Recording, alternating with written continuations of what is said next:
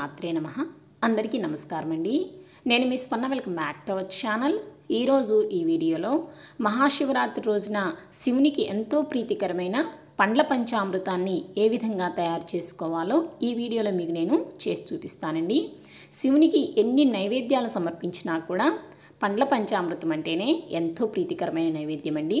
కాబట్టి ఈరోజు తప్పనిసరిగా మీరు ఎన్ని నైవేద్యాలు చేసినా కూడా పండ్ల పంచామృతాన్ని మాత్రము తప్పనిసరిగా శివునికి నైవేద్యంగా సమర్పించండి. ఈ నైవేద్యాన్ని తయారు చేసుకోవటానికి ముందుగా పంచామృతాన్ని సిద్ధంగా ఉంచుకోవాలండి.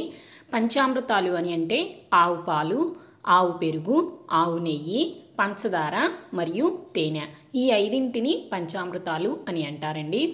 అంతేకాకుండా ఇందులో అన్ని రకాల పండ్లను కూడా కలుపుకోవచ్చండి.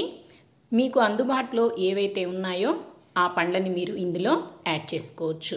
ఫ్రూట్స్ని తప్పనిసరిగా కలపాలని ఏమీ లేదండి, మీ దగ్గర ఉంటే వేసుకోండి. పంచామృతం తయారు చేసుకోవడానికి ముందుగా ఒక బౌల్లో ఆవు పాలు, ఆవు పెరుగుని తీసుకోవాలి. పంచామృతం తయారీలో ఆవు పెరుగును మాత్రమే వాడుకోవాలండి. ఎట్టి పరిస్థితుల్లో కూడా గేదె పెరుగును మాత్రము వాడకండి. ఇక్కడ నేను 3 టేబుల్ స్పూన్స్ అయితే వేస్తున్నాను ఆవు పెరుగుని. మీరు మీ రుచికి తగ్గట్టుగా వేసుకోండి. అలాగే పంచదారని కూడా మీరు మీ రుచికి తగ్గట్టుగా యాడ్ చేసుకోండి. పంచదారకి బదులుగా కలకండని కూడా వేసుకోవచ్చండి, అది కూడా చాలా బాగుంటుంది. అలాగే ఆవు నెయ్యిని కూడా వేసుకోవాలండి.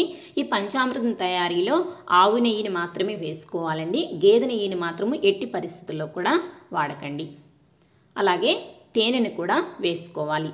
ఈ తేనెను కూడా మీరు మీ రుచికి తగ్గట్టుగా యాడ్ చేసుకోండి. మరీ ఎక్కువగా వేసుకుంటే మరి పంచామృతం అనేది చాలా తీపిగా ఉంటుందండి. కాబట్టి మీరు చూసుకుని యాడ్ చేసుకోండి. ఈ విధంగా పంచామృతాలని అన్నిటినీ కూడా బాగా కలిసే విధంగా కలుపుకోవాలి. ఇలా కలిసిన తర్వాత ఇప్పుడు ఇందులోకి మీకు అందుబాటులో ఏ ఫ్రూట్స్ అయితే ఉంటే ఆ ఫ్రూట్స్ని మీరు యాడ్ చేసుకోవచ్చండి. ఏ పండ్లైనా చాలా బాగుంటుంది.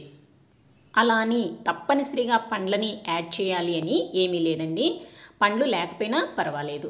పంచామృతాలను 5ని కూడా కలిపి దేవుడి దగ్గర నైవేద్యంగా కూడా సమర్పించవచ్చండి. సో ఇంతేనండి, చూశారు కదా మహాశివునికి ఎంతో ప్రీతికరమైన పండ్ల పంచామృతాన్ని ఏ విధంగా తయారు చేసుకోవాలో. మీరు కూడా మహాశివరాత్రి రోజున శివునికి ఎంతో ప్రీతికరమైన ఈ పండ్ల పంచామృతాన్ని తయారు చేసి నైవేద్యంగా సమర్పించి స్వామివారి అనుగ్రహాన్ని పొందండి. ఈ వీడియో కానీ మీకు నచ్చినట్లయితే లైక్ చేయండి, షేర్ చేయండి. అలాగే మన ఛానల్ని సబ్స్క్రైబ్ చేసుకోవడం మాత్రం మర్చిపోకండి. మరొక మంచి వీడియోతో మళ్ళీ కలుసుకుందాము. మరి శ్రీమాత్రే నమః. స్వస్తి.